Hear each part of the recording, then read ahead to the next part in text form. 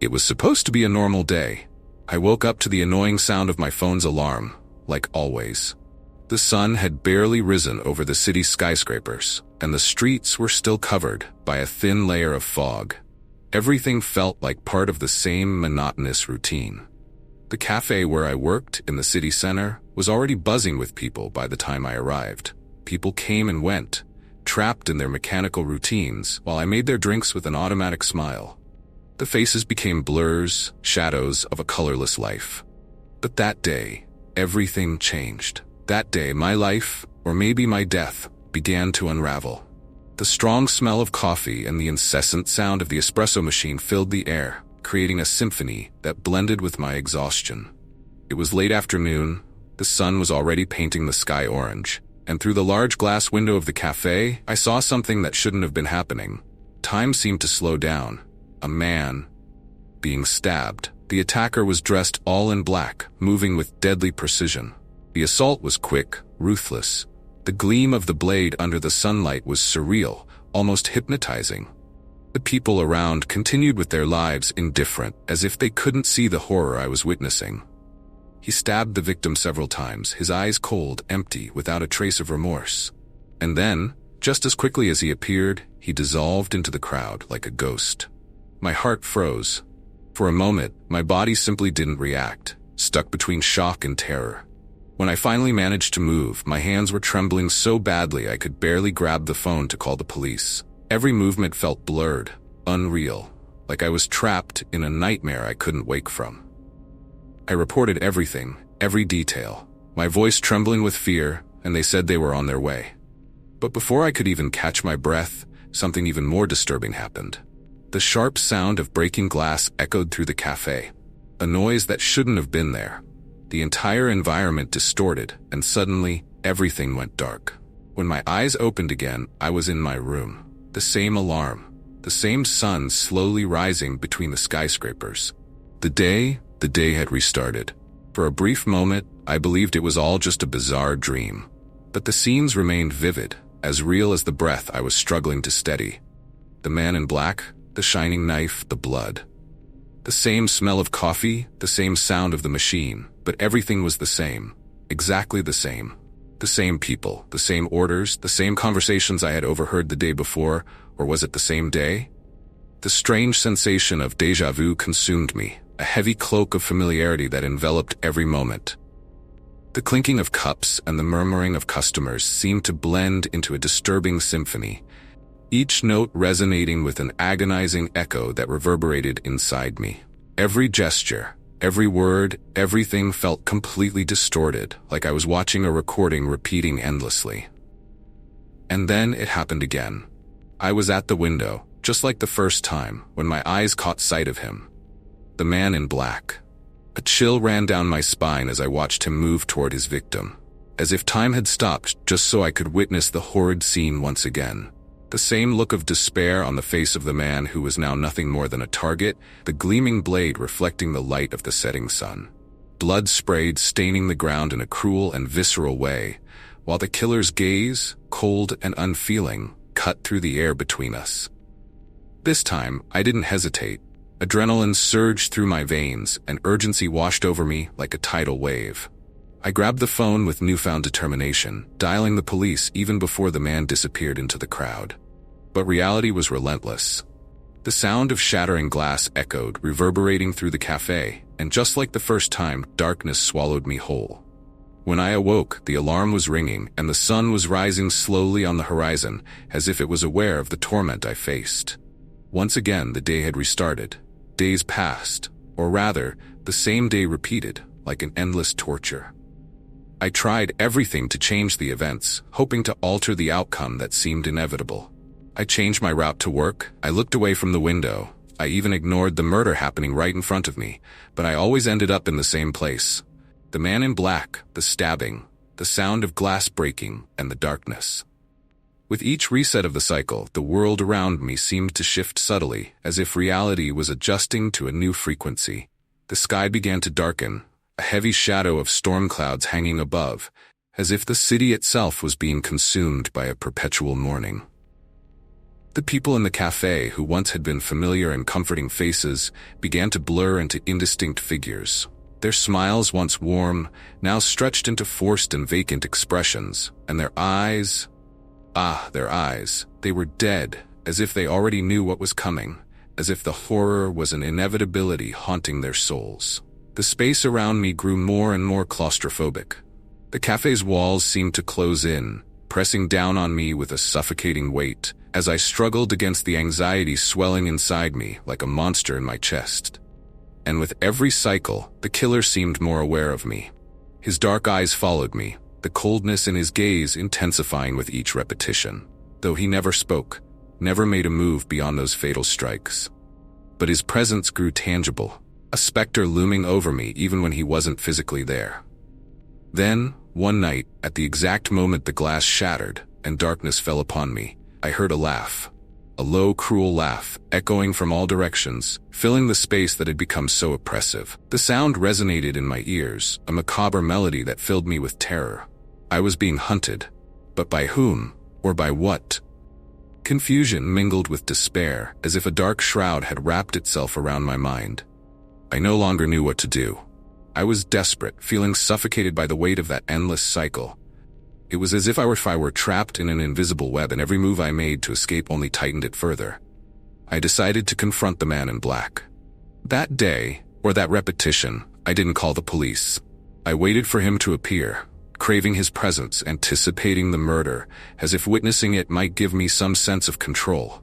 When he delivered the first blow to the victim, I stepped out of the cafe, my heart pounding wildly, and ran toward him. "Stop!" I shouted, my voice trembling, laden with fear and desperation. He turned slowly, blood still dripping from the blade, the grotesque scene unfolding before me like a vivid nightmare. His eyes, cold and empty, locked onto mine, and a chill ran down my spine. "You can't change what's already happened, Alice," he murmured. His voice was low, but every word echoed in my mind like thunder, reverberating deep within my soul. My blood ran cold. How did he know my name? The feeling was overwhelming, as if the reality I knew was crumbling before my eyes. It was as though he knew everything I had been trying to do, as if he had been watching me all along, waiting for the right moment to confront me. Then he laughed again, that dark laugh that echoed in my mind, a deathly song that could never be forgotten. "You'll never escape," he said, his words as sharp as the blade he wielded. "Not until you accept what happened." I felt the ground tremble beneath my feet, reality around me beginning to unravel, like paint dripping down a blank canvas. The cafe vanished, the faces of the people around me dissolved into fragments, and all that remained was him and me, two souls trapped in a cycle of horror. "What do I have to accept?" I screamed, tears welling up in my eyes, the pain swelling in my chest. He moved closer, his figure becoming more and more indistinct, like a shadow cast in the darkness. "That you're already dead." The revelation hit me like a knife to the chest, sinking deep into my core. I was dead? Reality unraveled around me, as if all the pieces of the puzzle were finally falling into place, forming a horrid picture. The sharp pain I felt, the uncontrollable fear, the endless repetition of events, it wasn't an attempt to save someone else. It was the reflection of my own death, eternally replayed in a cycle of horror. I was the victim. I was the one the man in black had murdered. My mind, unable to cope with the brutality of what had happened, created an alternate reality, a labyrinth of illusions. A loop where I tried, in every possible way, to prevent my own death, but to no avail. And with each cycle, the murderer, my own executioner, was there to remind me of the truth I refused to accept. I wanted to escape, but how does one flee from their own mind? How does one break free from a cycle they themselves created, repeating like a tragic song? The sun would rise once more, the light of day spreading across the city, but I knew that darkness followed. The sun rose again. The alarm rang. I woke up in my room, the same place, the same beginning, with the false hope that I could change something. But deep down, I knew there was no way out. I was doomed to relive my death, day after day, forever. And the cruelest part of it all? Every time the cycle resets, I forget. And so I am trapped in the cafe, serving customers, waiting for the inevitable, knowing that with every beat of my heart, the man in black draws closer once more. I never was one to believe in ghost stories. To me, everything had a logical explanation. I had always been like that, practical, objective. Since childhood, I learned that life was made of numbers and contracts, not of mysteries and hauntings. But of course, that was before I encountered the house on Cedar Street.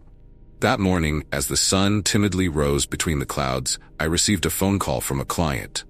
An old property, abandoned for years, needed to be sold. The house, a true relic of a distant past, was a rare gem in a devalued neighborhood, and the owner was eager to get rid of it as soon as possible. "It's an opportunity, Henry," my boss said, his voice full of enthusiasm and a touch of urgency. "If we sell quickly, you'll earn a nice commission." I needed the money. After a recent divorce that left me with debts and a sense of failure, the last thing I wanted was more financial problems. With the promise of a good payout, I accepted without hesitation, as if it were a mere business transaction, a formality. But at the same time, a pang of apprehension settled in my chest, though I tried to ignore it. The house was exactly what you would expect from a forgotten property. Dusty windows that seemed to tell tales of better times, tall grass that dragged like a mantle of neglect, and a musty smell that invaded my nostrils the moment I opened the front door. It wasn't my first time dealing with a house like this, but something about it made me hesitate. A strange feeling settled in, as if the very air was charged with untold stories, echoing whispered secrets that lingered around. The house felt bigger inside. I know that sounds like a cliché, but it's the truth. The hallways stretched out like tentacles of a living being, always extending in directions I couldn't predict. The rooms, once distinct, seemed to multiply with every corner I turned. The echo of my footsteps resonated against the empty walls, and suddenly, the silence of the house began to resemble a whisper, a muffled sound that frayed my nerves, as if the walls were trying to communicate with me. Yet still, I was a man of logic. None of this truly frightened me. At least that's what I kept repeating to myself, like a mantra to ward off the growing unease. I grabbed my camera and started taking photos for the listing. The afternoon light began to fade, and shadows stretched across the peeling walls, creating a scene of tragic beauty. After a few shots, I noticed something odd. The images didn't quite capture what I was seeing. The rooms looked different in the photos, as if there were vague shapes on the walls, dark stains where there shouldn't be, as if the house itself was fracturing into fragments of a nightmare. I shrugged it off. It must be the flash or the poor lighting. Nothing a good filter in Photoshop couldn't fix, I thought, trying to push away the strange feeling that insisted on lingering. That's when I heard the scream. The sound sliced through the stuffy air of the house like a sharp blade, filling the space with a terrible resonance. It was the kind of scream that turns your stomach, a mix of desperation and pain echoing through the hallways, coming from somewhere inside that monstrous house. I froze in place, my instincts urging me to run, but my logic insisting it was just the wind, or perhaps some vagrant using the house as shelter. I held my phone tightly, trying to muster the courage to investigate. I knew I should leave, but something compelled me to stay. That house, so cold and desolate, had a way of pulling you in, as if its walls were weaving an invisible web around me, something deeper than I could comprehend. I moved forward, the hallways now feeling longer, endless. My legs felt heavy, as if each step I took drained more of my energy. The air was cold, icy even, as if I had crossed an invisible barrier separating the normal world from something darker. Then, I realized I was lost. The doors, once so familiar, seemed to have vanished. The entrance, I could have sworn it was just behind me, was now merely an empty wall, an oppressive void enveloping me. My heart began to hammer in my chest, beating out of sync as if trying to warn me of something I refused to hear. The walls seemed to breathe, and the sound of footsteps, distinct and slow, echoed around me. They weren't mine. Someone, or something, was there with me. With each attempt to escape, I found myself back in the same place. The entrance hall, a repetitive cycle that left me increasingly dazed. It felt like being trapped in a nightmare, but everything felt far too real. Time inside that house didn't follow normal rules. Hours passed, yet outside, the sky didn't darken. There was no sign of change, just an unnatural light that seemed suspended in the air, as if the house were freezing time itself. Then the visions began. At first, I thought I was losing my mind. Was it stress? Fatigue? The long nights spent worrying about how to pay the bills were affecting me more than I realized. But after a few hours, it became clear that it wasn't just my mind playing tricks. In the reflection of a dusty window, I saw a shadow move behind me. I turned quickly, but there was nothing. The dim, flickering light seemed to play with my vision, creating shapes that danced at the edges of my sight, shadows that seemed to have a life of their own, making the air vibrate around me. The chill that ran down my spine was undeniable. A wave of cold sweeping through my body. I kept walking. The hallways seemed to change direction on their own, as if the house were manipulating me, as if it had its own dark desires. And then I saw them, the former residents. Their faces were distorted, mouths open in silent screams, eyes hollow, black cavities that seemed to gaze directly into my soul. They appeared in the corners of rooms, at the end of hallways, always at a distance, always watching, like sentinels from a forgotten time. I blinked, and they vanished, but the fear settled deeper into my chest. It felt as though I were being scrutinized, judged by those who had lived there before me, like a defendant under the relentless gaze of a tribunal of shadows.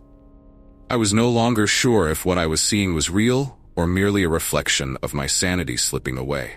The house seemed to have a life of its own, and I was just at the mercy of its whims. After wandering for hours, I stumbled upon a locked door. Unlike the others, it appeared older, as if it had been there forever, a fixed point in a shifting space, a portal to a past that refused to be forgotten. There was something solemn about that door, a promise of answers I hesitated to explore. When I pushed it, it creaked with a sound that sliced through the air, reverberating in my ears. Inside, the room was intact, preserved in time, as if no one had touched it in decades, like a reliquary of memories. In the center of the room was a diary. Its pages were yellowed with age, and the handwriting was uneven, scrawled in haste and desperation. The name on the cover made my blood run cold. Henry Carter. My name. As I flipped through the pages, everything began to make terrible sense, as if each word were a piece of a macabre puzzle I didn't want to assemble. The diary spoke of a real estate agent who disappeared after trying to sell the house. He had become trapped, just like me, living the same repetitive cycle, never managing to escape. The worst part, the agent was me. The words grew darker with each line. The house feeds on your memories, on your fears. The only way to escape is to face what you truly fear. Fear, my greatest enemy, now seemed to manifest in shadowy form, and the house, with its musty smell and oppressive walls, appeared to be laughing at me, as if celebrating my powerlessness. And then, everything began again. I stepped out of the room, not quite remembering what I had read in the diary. My mind clouded with confusion and panic.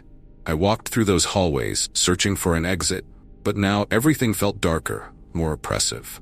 The shadows danced, forming figures that approached me, figures that whispered my name, trying to drag me deeper into the house. I didn't know if what I was seeing was real or just a manifestation of my own despair. But one thing was certain, I needed to escape. I ran, non-stop, my footsteps echoing like drums in a macabre ceremony. With every door I opened, the echo of my own screams seemed to respond, creating a chorus of voices. The house laughed, not with joy but with a deep, dark laughter, as if it knew I would never escape. I was a prisoner, trapped in a curse that repeated in an endless cycle. Then, in one last surge of courage, I shouted, facing the shadows that crowded around me, "I am not afraid of you." The words sounded more like a plea than a declaration of bravery, but deep within me, a spark of determination ignited. I refused to be just another victim of the house. In that moment, the shadows recoiled, and I caught sight of a faint light ahead. It was the exit. I ran toward it, the air around me pulsing with a primordial force. The shadows began to scream, a cacophony of despair and rage, but I didn't look back. I couldn't. The door creaked open, and I stepped out of the house, breathing fresh air for the first time in hours. I fell to the ground, panting, my heart racing, and looked back.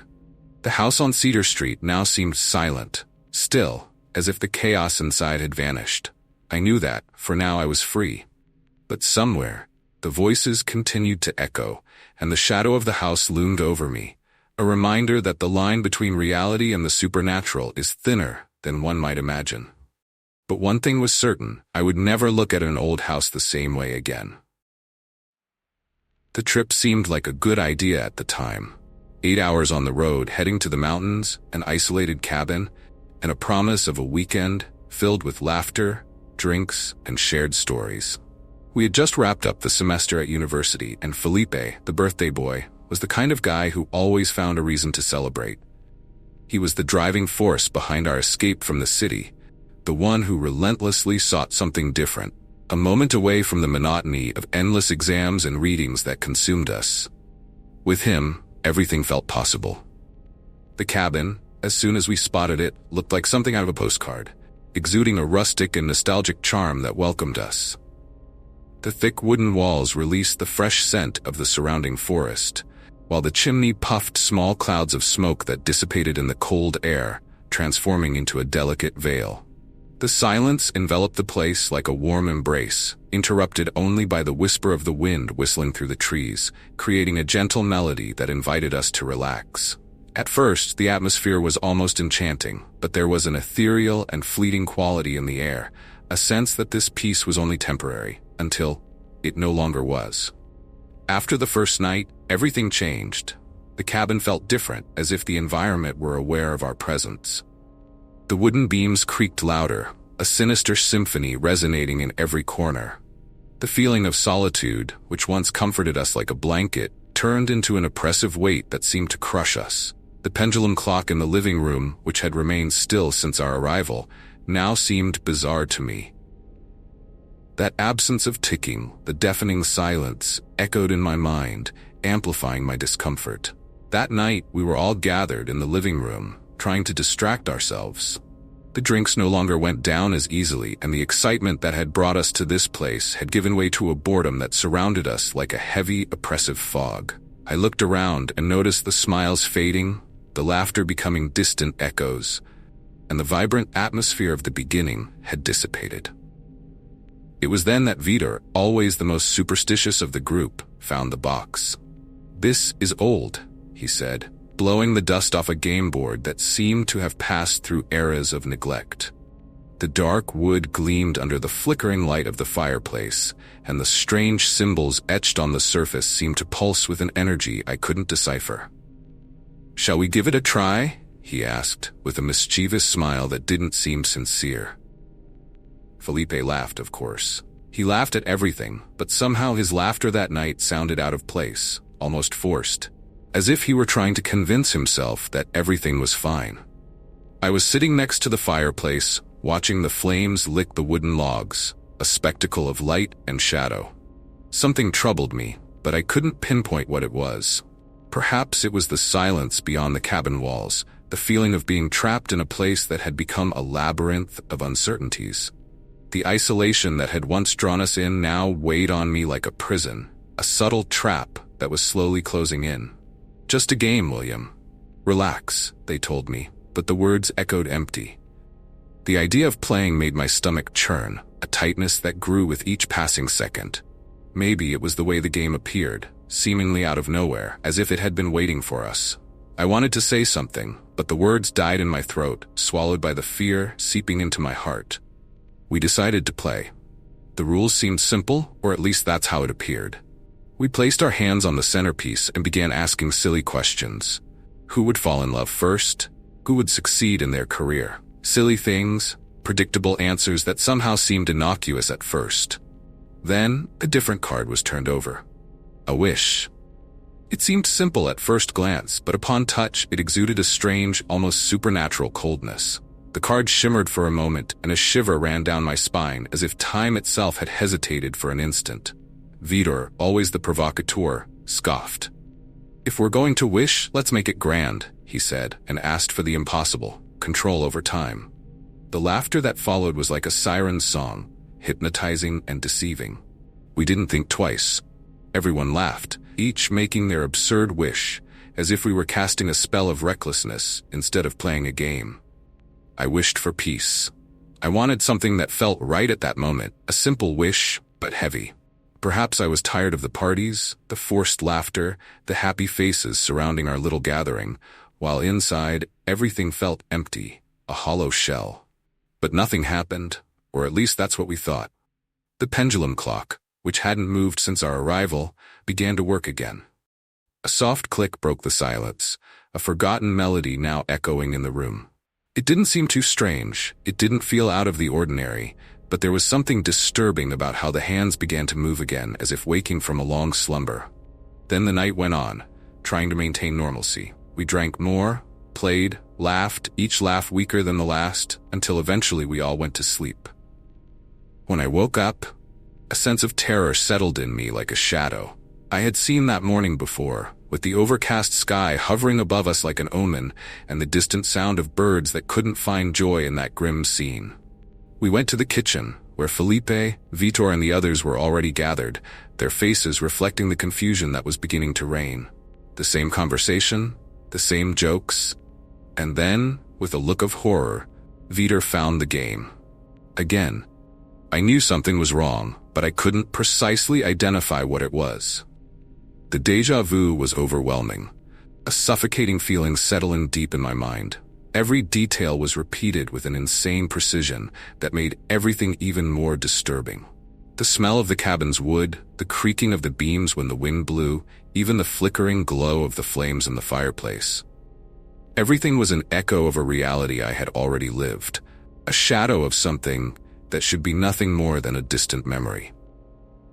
I didn't mention anything to the others, despite the unease consuming me from within.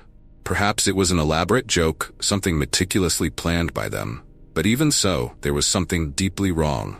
The air was dense, and each laugh felt like a mask, a frustrated attempt to hide the truth. We tried to play again, almost like puppets obedient to the orders of an unknown master. But this time, the game changed.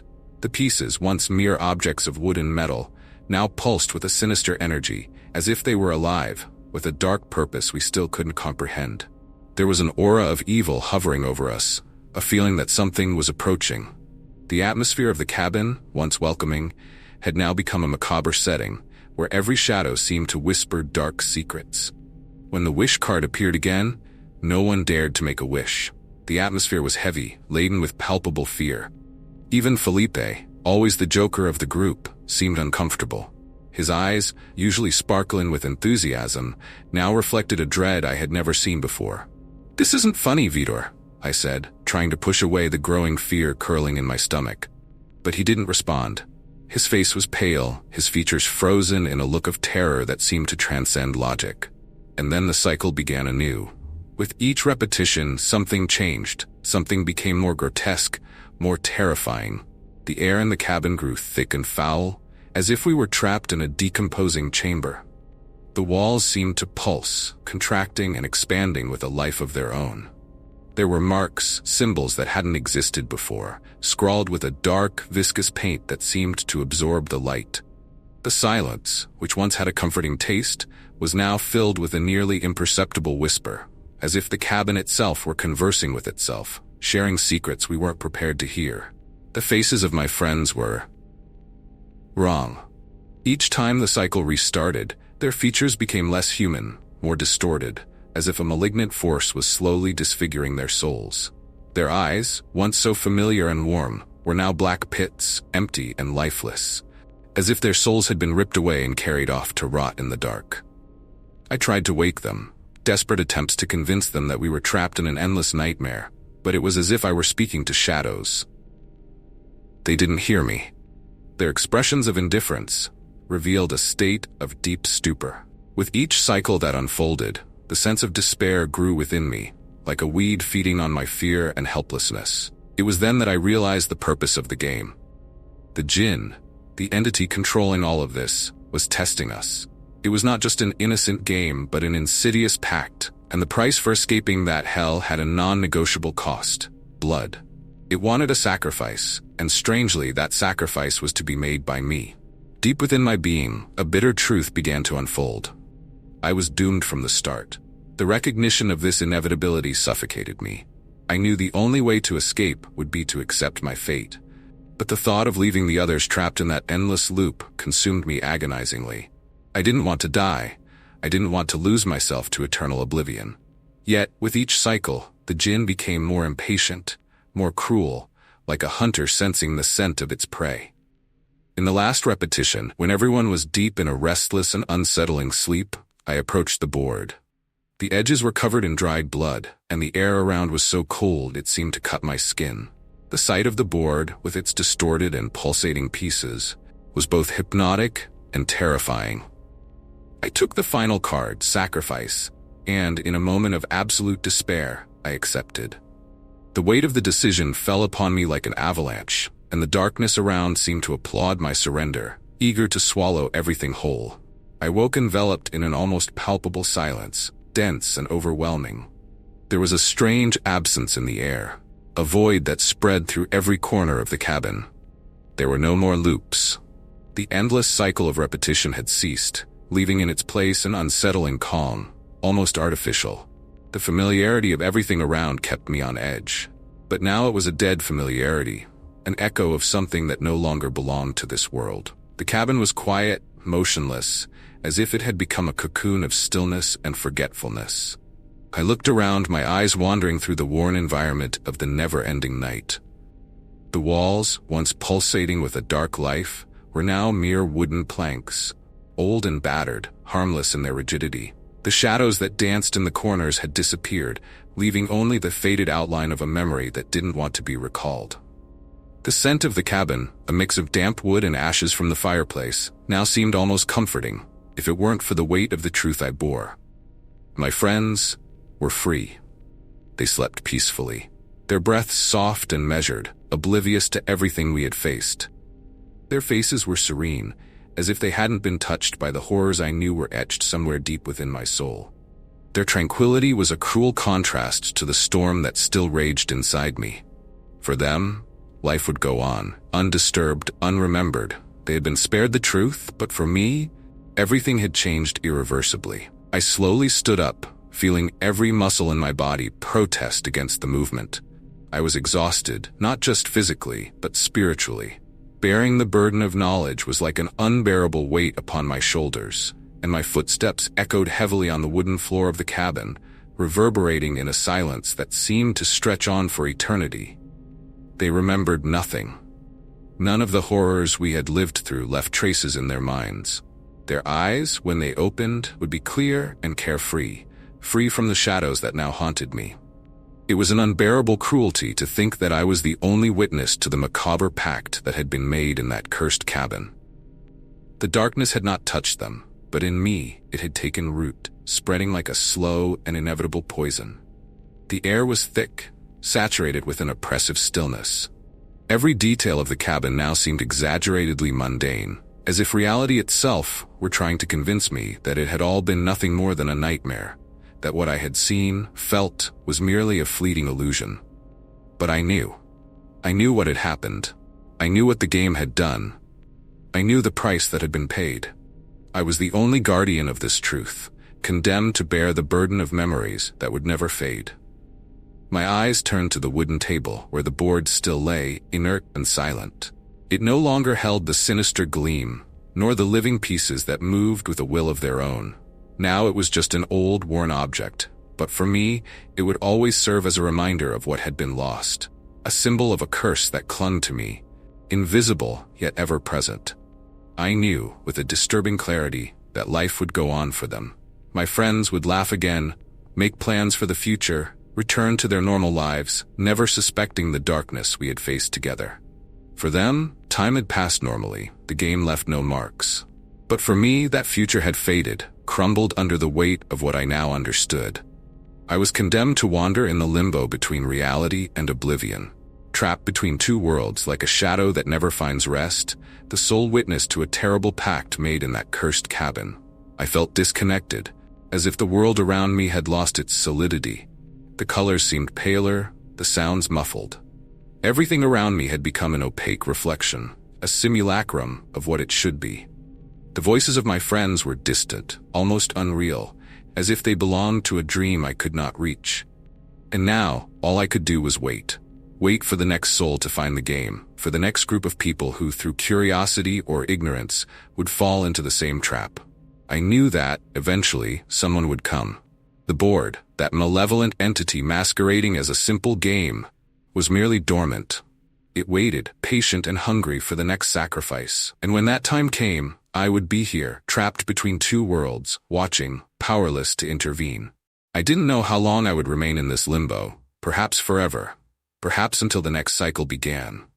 But one thing was certain, the wait would be long, solitary, and unbearably silent.